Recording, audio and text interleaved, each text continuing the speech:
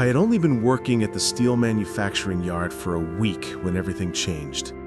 A week of noise, dust, the metallic scent of iron in the air, and the heavy ache in my shoulders that came with learning a new job from scratch. I was 30, trying to build something stable for myself, something steady after years of jumping from job to job. The company wasn't glamorous, but it paid well, and everyone insisted it was a solid place to settle in. That Monday morning had started like every other, exhausted before the day even began, coffee still too hot to drink, and my shift supervisor already barking at us about deadlines. I tried not to take it personally. Apparently that was just his personality, but I felt the pressure all the same. Around noon, after hours of hauling steel rods and checking shipment logs, I was told to go to the back of the warehouse to start the weekly inventory count. It was the most boring part of the job, but also the quietest, and honestly, I didn't mind the break. The rear of the building was colder and darker than the rest of the facility. Most of the machinery noises didn't reach that far, just the occasional echo of metal dragging across concrete. I carried a clipboard and flashlight, stepping over coiled cables and spare gears as I made my way toward the shelves stacked with materials. That's when I heard it. A sound, so faint, I almost thought I imagined it. A tiny, weak, trembling noise, like a whine or a cry. I stopped walking, held my breath. There it was again, soft, painful, like something trying desperately to call out. I followed the sound past some old crates, moving slowly, the steel beams towering over me like cold, silent witnesses. The noise grew sharper, more distressed, and my stomach twisted with every step. Finally, I reached a stack of metal pallets, and behind them, half hidden beneath a tarp, was a cage, a crude one, made of thick wire mesh bent into shape, secured with twisted metal ties, and inside it, my heart stopped. A small cat, white, with patches of black, was curled in the corner, trembling violently. Her fur was dirty, clumped, streaked with blood. Her paws were raw, the pads torn open from clawing desperately at the wire. She looked up at me with wide, terrified eyes that broke something inside me. She wasn't just scared. She was suffering. And she had been suffering for a long time. I dropped the clipboard without realizing it. "Who did this to you?" I whispered, my voice shaking. She hissed softly, not out of aggression, but fear, and tried to back away even further into the corner of the cage, but there was no space left. The cage was barely big enough for her body. My hands began to tremble, my chest tightened. A wave of anger, disgust, and dread surged through me. Who could do this? Who could purposely trap a living creature like this and leave her here to die alone? I knelt closer, carefully lifting the tarp. The sight of her wounds made my stomach twist. Her paws were bleeding. Her breathing was shallow. I practically ran across the parking lot, clutching the trembling cat against my chest as if the world would collapse if I loosened my grip. My heartbeat thundered in my ears, part fear, part anger, part disbelief at the cruelty I had just witnessed. I had no plan, no permission to leave work, no explanation prepared. None of that mattered. The only thing that mattered was the small, broken life in my arms. I opened my car door with one hand, keeping the other wrapped tightly around her fragile body.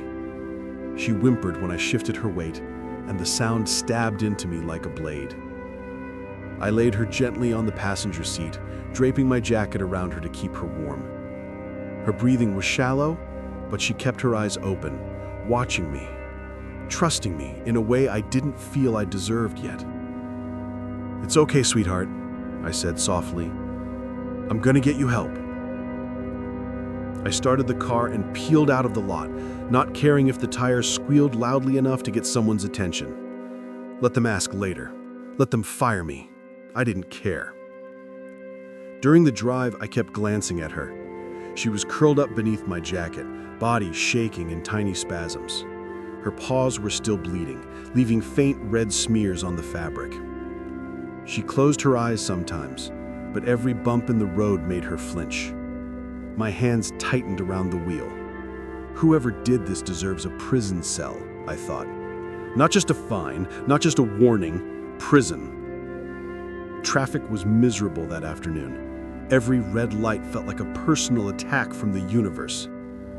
I kept talking to her, not because I thought she understood, but because silence felt like it might break me. I'm sorry you went through that. I'm sorry you were alone. But you're safe now. I promise you're safe now. Finally, after what felt like an eternity, I pulled into the veterinary clinic's parking lot. I scooped her back into my arms and hurried inside. The front desk receptionist gasped when she saw her. "Oh my God!" She bringed her straight to the exam room. 2 techs rushed out and guided me through a swinging door. They didn't waste time with paperwork or formalities.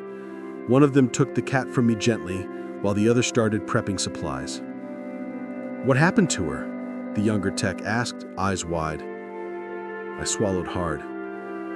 She was trapped in a cage. After turning in my resignation and walking out of that warehouse, I felt something inside me shift permanently. I had always known there were cruel people in the world, but seeing that tiny, broken creature locked in a cage like trash, it opened my eyes in a way I wasn't prepared for. That evening, when I returned home, Sissy was lying on my couch, wrapped in the soft blanket the vet had given me. She lifted her head when she saw me, slowly, carefully, and for the first time, she purred.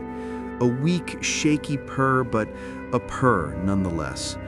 It felt like a thank you, or maybe a question. "Are you really staying?" "Yes," I whispered as I sat beside her. "You're safe now, I promise." Every day after that, she healed a little more. Her paws stopped bleeding, her trembling faded. She began to follow me from room to room, sitting quietly near me while I worked on applications for new jobs. When I cooked, she sat by my feet. When I slept, she curled behind my knees. She had chosen me, and I felt honored. A week later, I got a call from a new company. A better job, safer environment, kinder people. I accepted immediately. It felt like life was giving me a second chance, just like Sissy had been given one. One evening, after my first good day of work in a long time, I came home to find Sissy waiting for me at the door, tail up, eyes bright, no longer the terrified creature I had met in that cold warehouse. I picked her up, and she rested her head on my shoulder. She trusted me fully now.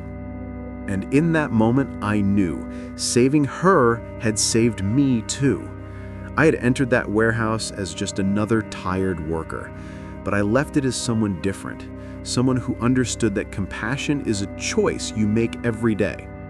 Sissy became my best friend, my little shadow, my quiet reminder that small acts of kindness can change an entire life, sometimes 2 lives at once. And even now, when I look at her sleeping peacefully in the sunlight, I still think, I didn't just rescue her. We rescued each other.